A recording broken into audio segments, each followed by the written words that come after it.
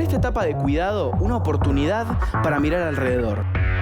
Cada programa, una pregunta que se aborda desde distintas miradas con los y las docentes. La literatura, las ciencias, las artes, la matemática, puestas para afrontar el desafío de conocer nuevas preguntas. Preguntas sin respuestas definitivas, preguntas que dan la posibilidad a nuevas preguntas. Con vos que estás ahí, nuevos abordajes para que sigas aprendiendo, reflexionando sobre el mundo. Seguimos educando. Pisamos su suelo, vemos sus paisajes, disfrutamos la música, el arte, aprendemos de su historia y de la cultura de sus habitantes. Pero, ¿cómo se hace un país? El proceso que llevó a que nuestro país lograra conformarse como tal y se estableciera el Estado Nacional fue lento y complejo. Y de alguna manera, la nación es una idea que se construye permanentemente. La Revolución de Mayo fue solo el comienzo. Iba a llevar más de medio siglo, lleno de guerras civiles, experiencias fallidas, acuerdos y desacuerdos entre los diversos sectores sociales para llegar a la Argentina que conocemos hoy. En este proyecto investigamos esas profundas transformaciones que marcaron nuestra historia. Vamos atravesando todo el territorio de nuestra patria y la vida en las fronteras. Conocemos a caudillos, políticos y políticas del 1800, federales y unitarios. Y también reflexionamos sobre las presidencias históricas, las guerras y la sanción de nuestra Constitución Nacional. Nos preguntamos qué actores sociales participaron de estos procesos, quiénes le dieron forma a este proyecto de Estado-Nación, qué ideas sostenían, quiénes se resistieron, qué consecuencias trajo el despliegue de este proyecto de Estado moderno. A través de diversas miradas, fuentes históricas y artísticas, indagaremos cuáles fueron los primeros pasos que se dieron para intentar un posible proyecto de país. Y hoy nos preguntamos qué pasaba en estas tierras hacia 1850.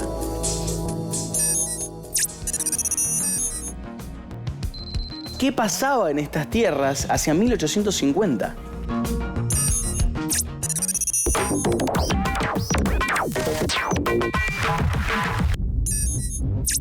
Porque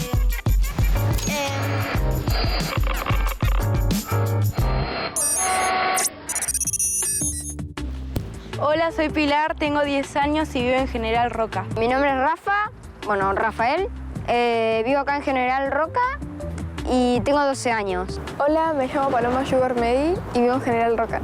¿Qué límites internacionales podés ver? ¿Cómo está marcado? La República del Paraguay, la República Federativa de Brasil, la República Oriental del Uruguay. Están marcados por líneas rojas y verdes. Por ejemplo, Argentina y Uruguay, acá están.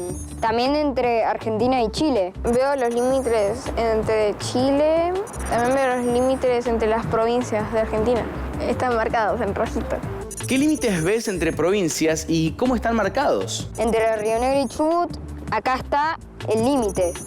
Los están marcados por líneas, muchas líneas chiquitas juntas, ya como marcando ahí también por colores. Sí, la provincia de Río Negro y la provincia de La Pampa. ¿Qué es una frontera? Una separación de dos países o división, por ejemplo, Chile y Argentina. Es una unión entre dos países o dos lugares. Es lo que divide un lugar del otro y define tu nacionalidad. ¿Alguna vez pasaste de un país a otro? Pasé de Argentina a Chile y a Paraguay. De Argentina a Uruguay. No, ¿Qué sucede al pasar por una frontera? te piden el pasaporte para poder pasar. Me imagino que te piden documentos. Te piden el pasaporte y el documento.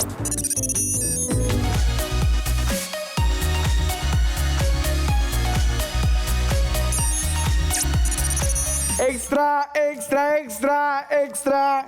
Estamos recibiendo las noticias frescas de 1850 en lo que hoy llamamos Argentina. Toda la información que circula proviene de distintas publicaciones que utilizan los grupos que participan en la vida política de la época. Aumentan las oportunidades comerciales, edición extra.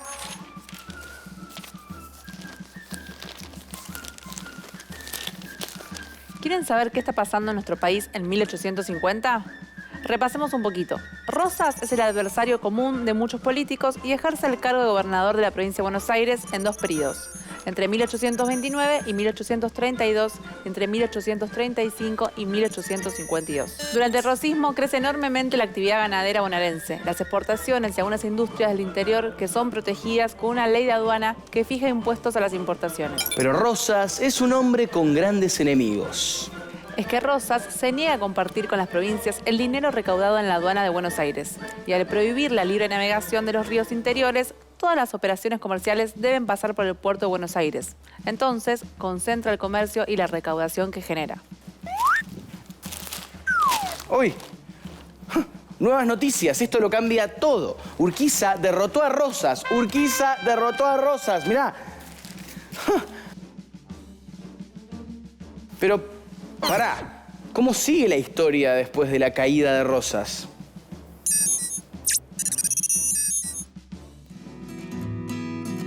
La revolución industrial, que había comenzado en 1760, imponía un nuevo orden comercial a nivel mundial. Inglaterra, Francia, Alemania, Japón y Estados Unidos lideraron esa transformación.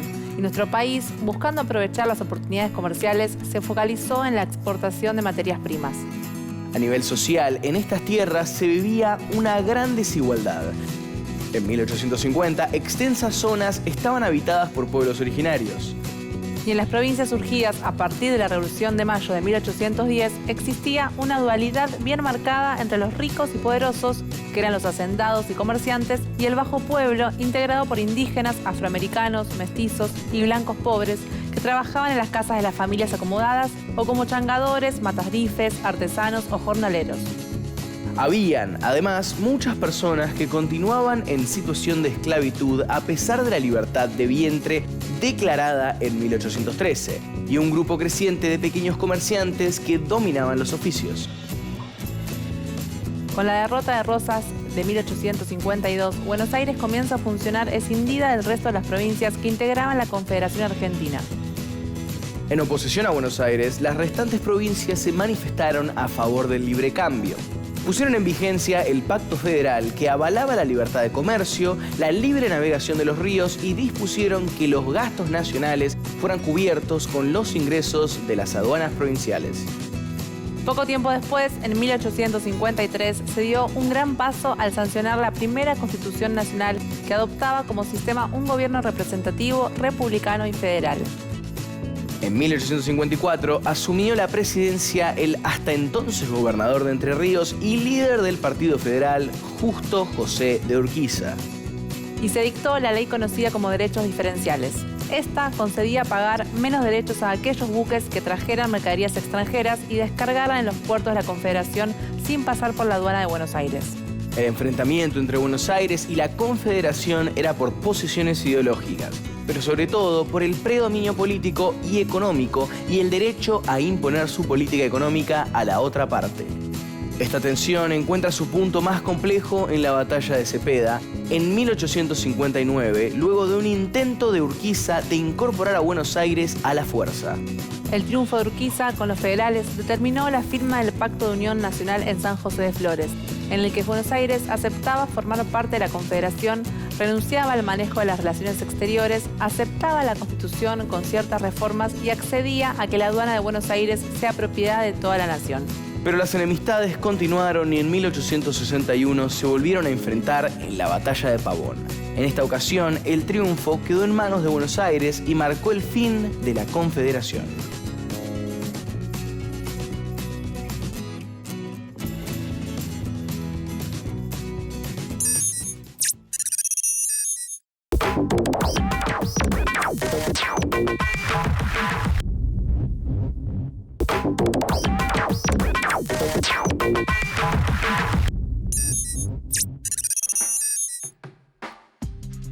Comenzamos el programa de hoy hablando de límites. ¿Por qué? Porque es fundamental que veamos cómo está organizado el territorio. A los límites de un estado con otro se los llama fronteras. También existen los límites provinciales. Veamos atentamente este mapa de nuestro país en la actualidad. Se trata de un mapa bicontinental. Fue confeccionado por el Instituto Geográfico Nacional para que quedara plasmada toda la longitud del territorio nacional y la ubicación central de Tierra del Fuego. y muestra la Antártida en su real proporción en relación al sector continental y a las islas. Sigamos con los límites. Por convención, los internacionales se marcan con líneas discontinuas y los límites interprovinciales con líneas continuas. Y si volvemos a mirar el mapa, vemos que lo mismo sucede para marcar los límites en el mar, el océano y la plataforma submarina, solo que estos pueden aparecer en color azul o también en gris. Este es el mapa de nuestro territorio hoy. Sin embargo, hubo una época, hace más de 100 años, en la que el país no era así. La definición de las fronteras, la ampliación del territorio nacional a mitad del siglo XIX, se estableció ejerciendo una enorme violencia contra las poblaciones indígenas que habitaban en distintos territorios. Ese violento proceso, mal llamado conquista del desierto, se conoce como Aucán entre los pueblos mapuches. Y como veremos, no se trataba de un desierto, sino que eran territorios poblados. Miren, sobre este mapa político actual se indican las regiones que estaban habitadas por pueblos originarios en 1820. La región amarilla corresponde a los criollos y la verde a los pueblos originarios. Pero en un proceso de 30 años esto cambiaría sustancialmente. Si bien en el mapa las fronteras aparecen como líneas que marcan un recorrido, en realidad esa división no existe en el espacio geográfico. Es una representación que se dibuja en el mapa. Aunque se trate de una línea imaginaria, ese límite entre los criollos y las comunidades originarias, entre 1830 y 1850, fue avanzando brutalmente en la práctica. En este mapa es posible comprobar de qué manera el Estado Nacional se fue expandiendo y dejando cada vez más fuera del mapa a las comunidades originarias. Uno de los avances más violentos comenzaría a partir de 1878, cuando el general Julio Argentino Roca, quien ya era ministro de Guerra, enfrentó con la fuerza militar a los pueblos originarios, obligándolos a replegarse hacia el sur del Río Negro. En el siguiente mapa podemos ver cómo se había modificado la frontera entre los criollos y las comunidades originarias para 1883. Hablar de límites y fronteras me lleva a preguntarles, ¿cómo suponen ustedes que era vivir en aquella zona de frontera? Quienes habitan en una frontera saben que esa línea no puede fijarse de manera exacta. La frontera es un espacio de interacción. Allí no es posible delimitar dónde empieza y termina un grupo. Lo mismo ocurría en la década de 1820 en la zona de frontera entre los criollos y las comunidades originarias. Aunque en el mapa aparece todo marcado de un solo color, es importante saber que en ese enorme territorio vivían distintos pueblos que se extendían desde el Pacífico hasta el Atlántico. Y la frontera era una línea permeable donde indígenas, mestizos y gauchos vaquianos estaban en continuo contacto. Indígenas y blancos comerciaban activamente en distintos puntos de la Pampa y la Patagonia. En la cordillera del sur del Neuquén, algunos arreaban ganado para vender en Chile y otros aprovechaban la llegada de viajeros para ofrecer distintos productos. El intercambio incluía telas, herramientas, ropas, armas, bebidas, comidas. Los tehuelches traían bolas de boleadoras, pieles de guanaco, plumas de avestruz y los criollos vendían caballos, tejidos de lana, cuchillos, sables y herramientas. La frontera también era un espacio donde crecían las disputas por el territorio y se expresaban los conflictos a través de la violencia y las guerras. Principalmente el avance de los criollos buscando expandir sus tierras encontraba como respuesta otros hechos violentos como los malones o el robo de ganado. También era una práctica habitual que los grupos de poder buscaran estrechar alianzas con algunos de los grupos indígenas para que participaran en las contiendas a su favor. Las fronteras territoriales no imponen límites tajantes a las relaciones humanas. Algo que también se comprobó en la frontera entre blancos criollos y comunidades originarias. Muchas de sus prácticas cotidianas, lejos de distanciarlos, terminaron acercándolos. La caza y la cría de ganado eran actividades fundamentales para la supervivencia de ambos grupos y tampoco existían grandes diferencias en relación a las viviendas que habitaban, entre el toldo indígena y el rancho de madera y paja de los criollos. En las largas travesías por la Pampa también era bastante común que los soldados y los viajeros blancos saciaran su hambre y su sed en las tolderías indígenas. De acuerdo al investigador Carlos Mayo, en la frontera ambas sociedades tenían puntos de conexión y de mutua atracción. Sin lugar a dudas, aunque con una cultura diferente, vivir en el campo, sus actividades y destrezas los acercaban sin importar en qué lado de la frontera viviesen.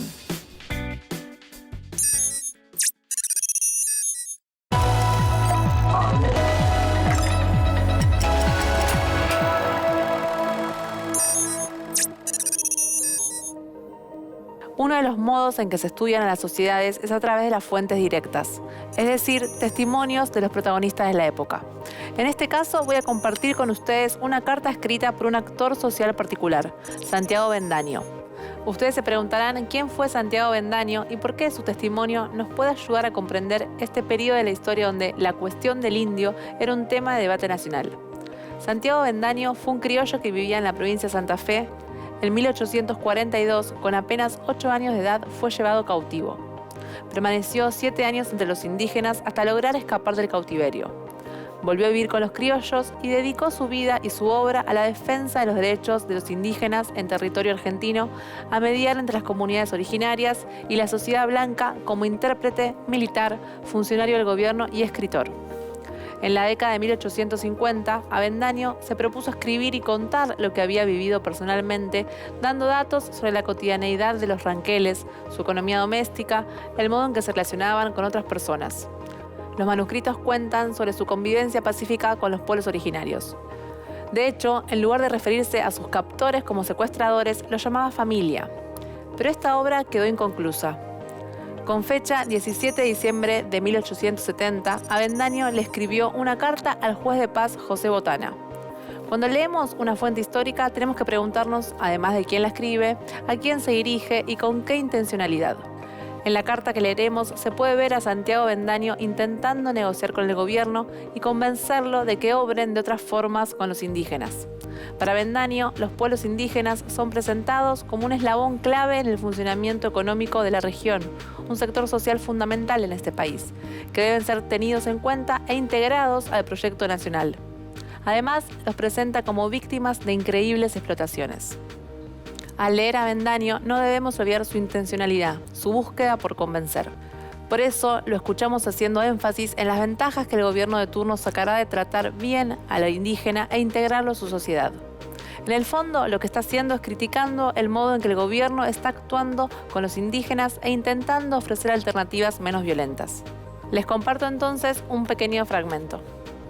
El presidente de la República ha desdeñado dirigirle su paternal palabra al pobre indio porque cree que con ello desdora su alto rango, sin comprender que pierde un eslabón en la cadena de bienes que el país entero tiene el derecho a esperar de él. El gobernador provincial tampoco ha querido descender de su elevado puesto para estimular a un indio, que aunque indio, es un argentino que representa a su pueblo, víctima siempre de increíbles explotaciones. Debemos, o mejor dicho, deben los gobiernos empezar por atraer a los indios dirigiendo su palabra influyente y poderosa. Deben inspirarles confianza y gradualmente ir poniéndoles tales o cuales medidas hasta que la creación de un pueblo con curas, capilla y escuelas con maestros sea una necesidad que ellos mismos la noten y espontáneamente la pidan. La repentina pretensión de hacerles cambiar de culto es peligrosa, como es de sospechosa la educación de los niños sin los rudimentos del idioma castellano. La medición de las tierras es otro punto bastante delicado, puesto que ellos se creen, y en esto abundan en fundamento, que ellos son exclusivos dueños de la tierra, y mal vendría salirles ofreciendo lo que creen suyo cuando fuera oportuno hablarles de la convivencia de que tuvieran propiedad. Se les puede no ofrecer, sino indicar que cada uno debe tener para sí y sus descendientes una propiedad territorial. Entonces, no tengo la menor duda, ellos animados por la confianza que les inspiremos nosotros, lo pedirán. Conseguido esto solo, lo demás está conseguido. Este fue un fragmento de una carta de Santiago Bendaño al juez de paz José Botana. Porque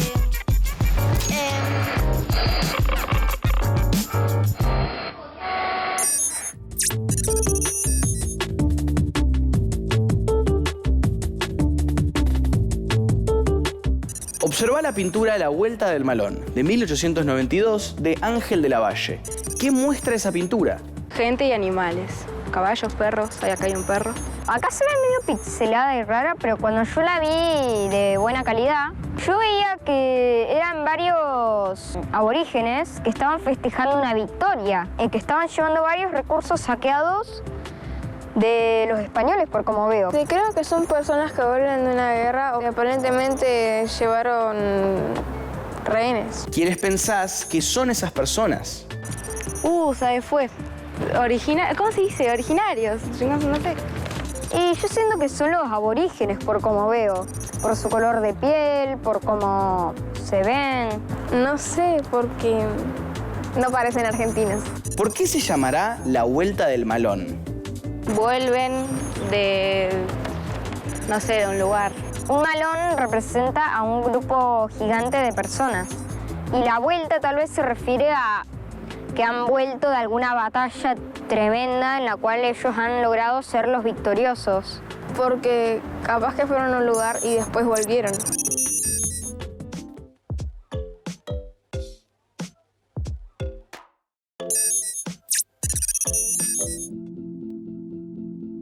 Les propongo que nos sumerjamos nuevamente en los mapas y en este caso vamos a enfocar nuestra mirada en la actividad económica. A comienzos del siglo XIX, gran parte de la producción de las provincias argentinas era destinada al consumo personal. Solo se vendía lo que no se consumía en zonas de la actual Bolivia, en Chile y entre las provincias. Como venimos hablando, los mapas son una fuente de conocimiento histórico, así que les propongo que observemos el siguiente mapa que está hecho sobre la división política que conocemos hoy. Prestemos mucha atención a la información que nos brinda. Para empezar, les pregunto, ¿cuál es el título del mapa? Actividades económicas regionales. Y aclaro que nos referimos a las actividades que corresponden a la primera mitad del siglo XIX en nuestro territorio. Perfecto. Y haciendo un breve repaso de lo visto anteriormente, les pregunto, ¿por qué hay zonas marcadas en amarillo y otras en blanco? Las regiones de color amarillo eran las pobladas por los pueblos originarios y las blancas abarcan a la Confederación Argentina integrada por criollos. Perfecto. Y ahora pensemos esto. ¿Qué son los dibujos que vemos en cada provincia? En los mapas siempre van a encontrar referencias. En este caso, los mismos iconos que están dentro de las provincias están indicados en un listado a la derecha y corresponden a las actividades económicas. Así podemos ver rápidamente que en la provincia de Tucumán las actividades estaban abocadas al azúcar, cría de vacas, a la producción de aguardiente, tabaco y a la construcción de carretas. ¿Y cuál es la referencia que más se repite en las provincias? Vemos vaquitas en muchas regiones. La cría de vacas y de ovejas fue la actividad más sólida de Buenos Aires y asociada a esta tarea también el trabajo en las curtiembres y en los saladeros.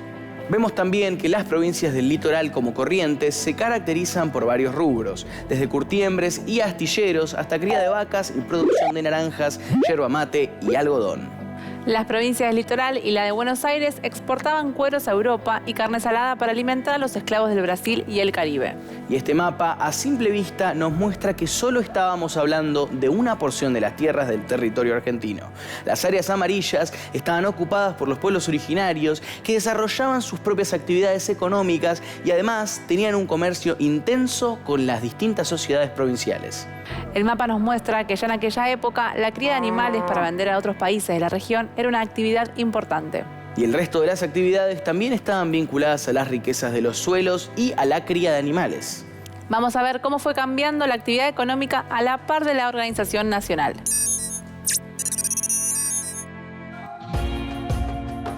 Durante el periodo de organización nacional fueron varias las políticas que cambiaron el perfil de las actividades económicas regionales. En 1835, Rosas dictó una ley de aduana proteccionista que condicionó las relaciones comerciales de las provincias. Al prohibir la libre navegación de los ríos interiores, Paraná y Uruguay, las provincias quedaron impedidas de comerciar libremente con los países extranjeros. Todas las mercaderías debían pasar por la aduana del Río de la Plata y pagar impuestos, un dinero que quedaba en manos del gobierno de Buenos Aires, y fue el tema de disputa constante entre Buenos Aires y las provincias. Ante la caída de Rosas en 1852, no solo se derogó la ley de aduanas, sino que se declaró la libre navegación de los ríos interiores.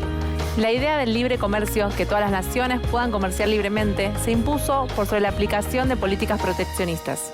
Desde entonces, los dirigentes políticos se focalizaron en insertar a Argentina en el mercado internacional como productora de materias primas. El comercio internacional estaba en pleno auge. Los países industrializados, como Inglaterra, habían encontrado la manera de producir más en menos tiempo y buscaban ampliar sus mercados vendiendo sus productos a distintos países. Y para que el resto del mundo pudiera comprarlos, era necesario tener moneda extranjera. ¿Cuál era el modo de conseguirla? Vendiendo algo a otros países. Frente al desarrollo industrial textil en Europa, la lana argentina se convirtió en una de las materias primas más requeridas, a tal punto que en 1865 la lana fue el principal producto de exportación. Además, en la década de 1850 comienza el desarrollo de colonias agrícolas, es decir, el loteo de tierras en parcelas de un tamaño rentable para la producción basada en la mano de obra familiar. Los gobiernos de Santa Fe y Entre Ríos y empresarios privados promovieron el asentamiento de extranjeros ofreciéndoles facilidades de crédito para pagar tierras y elementos de trabajo. Con este objetivo, los y las inmigrantes se asentaron en la zona norte de la región pampeana, en el centro y sur de Santa Fe y en el sudeste de Córdoba. De esta manera, se habían empezado a establecer las bases de un modelo económico centrado en la producción agrícola y ganadera.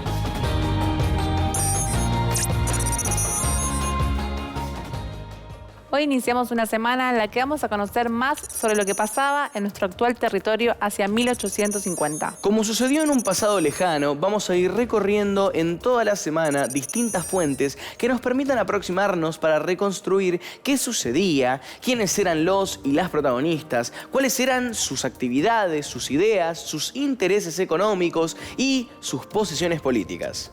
Durante el día de hoy trabajamos con los mapas como fuentes documentales. Descubrimos aquellos que nos muestran la organización del territorio. Y otros que reflejan de qué manera fueron avasalladas las tierras de los pueblos originarios hasta desterrarlos.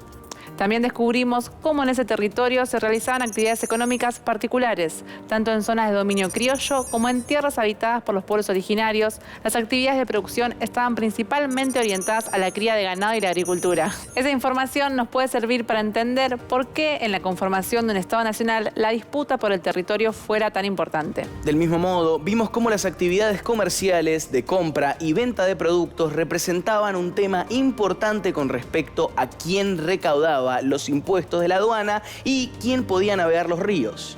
Vimos de qué manera la política de Rosas en relación al puerto y los impuestos aduaneros despertó las grandes rivalidades entre Buenos Aires y las provincias. Y en este contexto, la exportación de materias primas fue analizada por la clase dirigente como una oportunidad para insertarse en el mercado internacional. Visto como una oposición al desarrollo, la vida en la campaña y el universo del gaucho fue asociado a una barbarie que frenaba el progreso y la civilización. La Constitución en 1853 terminaría de definir un proyecto de país republicano y federal. Y para cerrar esta etapa de organización nacional, la apertura a la colonización con la llegada de mano de obra para trabajar en el campo, Argentina se presenta al mundo en 1880 con un modelo agroexportador. El próximo encuentro nos espera con una nueva pregunta. ¿Cómo eran las relaciones entre las provincias hacia 1850?